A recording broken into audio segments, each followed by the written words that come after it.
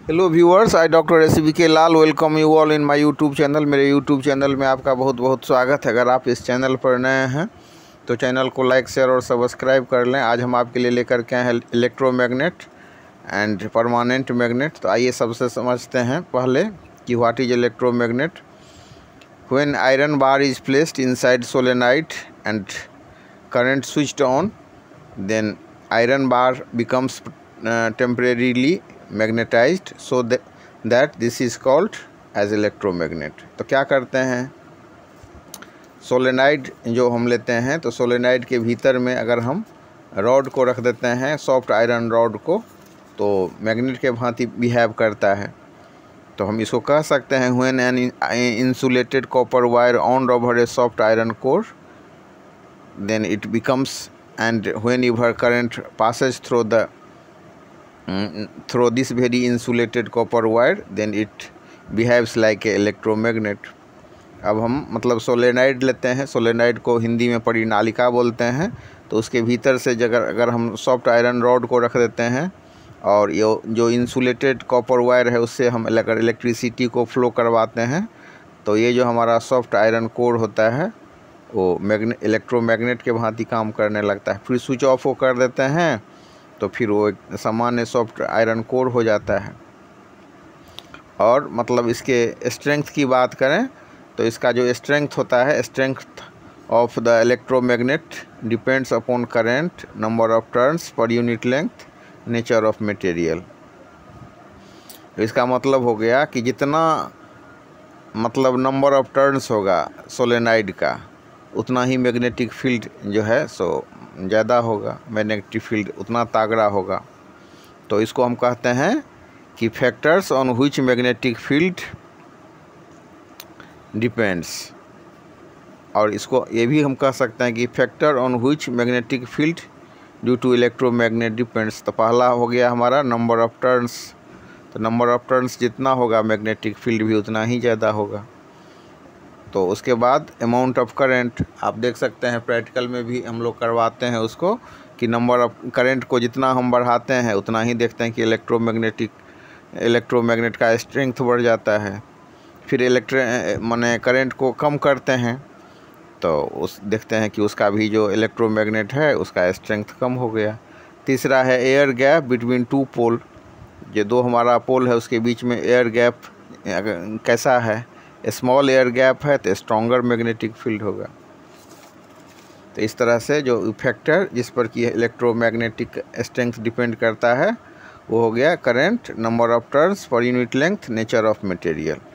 अब यूज की बात करें तो क्या सब यूज है। इलेक्ट्रिक ट्रेन्स में यूज होता है, बुलेट ट्रेन में यूज होता है, for moving big iron object from one place to another, to remove iron piece, इस सब में यूज होता है इलेक्ट्रोमैग्नेट का। अब हम चर्चा कर लेते हैं थोड़ा सा परमानेंट मैग्नेट क्या है।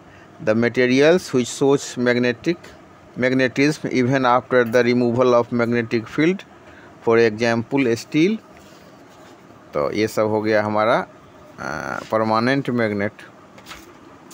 अब जो इलेक्ट्रोमैग्नेट होता है और टेम्परेरी मैग्नेट होता है, तो इसमें जो कुछ डिफरेंस है उसके बारे में हम चर्चा करते हैं।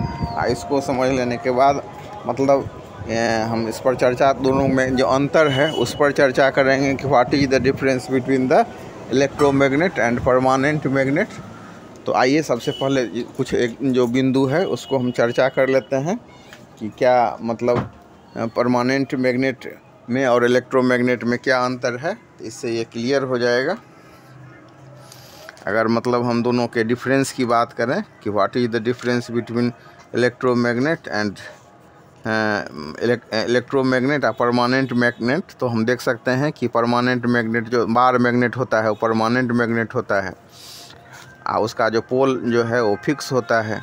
पोल can not be interchange, strength of magnetic field is constant. और वहीं टेम्परेरी मैग्नेट की बात करें तो हम देखेंगे कि ये इलेक्ट्रोमैग्नेट जो है टेम्परेरी मैग्नेट को हम इलेक्ट्रोमैग्नेट को हम टेम्परेरी मैग्नेट भी बोलते हैं। इसका जो पोल होता है वो फिक्स नहीं होता है। Poles are not fix, depend upon direction of current. Poles can be interchange by changing direction of current. Strength of magnetic field can be changed तो ये हो गया टेम्परेरी मैग्नेट का। अब इसके बाद समझना है कि every material can not be converted into temporary magnet. अब जैसे carbon, steel, chromium, steel, cobalt, nickel, L निको मतलब एल्यूमिनियम, निकेल और कोबाल्ट का जो एलाई होता है, तो हर एक जो मटेरियल है उसको हम टेम्परेरी मैग्नेट में नहीं कर सकते हैं।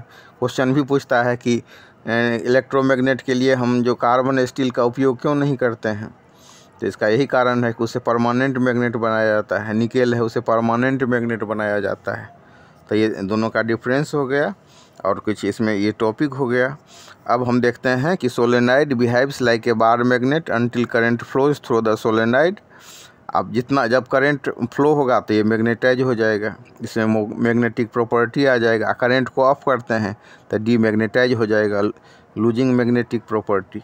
When your current flows through the solenoid it magnetized and the magnetic property come in this solenoid, and when your current is off it becomes demagnetized। तो इसमें जो फैक्टर हो गया number of turns, amount of current और air gap, तो ये सब factor है जिस पर कि इलेक्ट्रोमैग्नेट का जो स्ट्रेंथ डिपेंड करता है। और जो परमानेंट मैग्नेट है उसका पोल फिक्स्ड होता है, पोल को इंटरचेंज नहीं कर सकते हैं। स्ट्रेंथ जो होता है इसका कांस्टेंट होता है।